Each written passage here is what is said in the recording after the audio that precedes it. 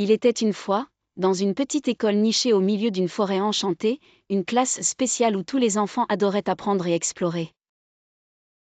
Cette classe était dirigée par Madame Lila, une maîtresse adorable et créative.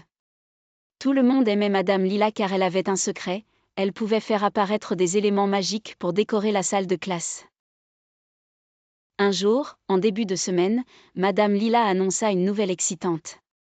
« Mes chers enfants, dit-elle avec un grand sourire, cette semaine, nous allons transformer notre classe en un royaume merveilleux rempli de couleurs et de surprises. » Les enfants ne pouvaient pas contenir leur joie. Chacun d'entre eux avait une idée qu'ils voulaient partager. Mia proposa des guirlandes de papillons scintillants.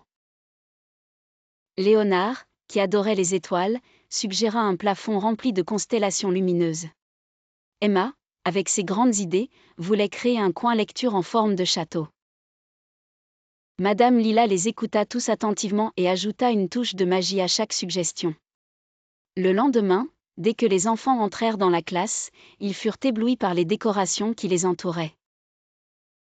Les papillons de Mia flottaient doucement dans les airs, changeant de couleur à chaque battement d'ailes.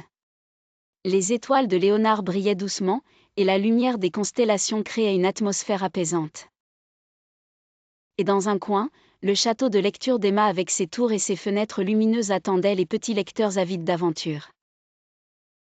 Chaque coin de la classe avait été transformé en un lieu magique grâce à l'imagination des enfants et aux pouvoirs spéciaux de Madame Lila.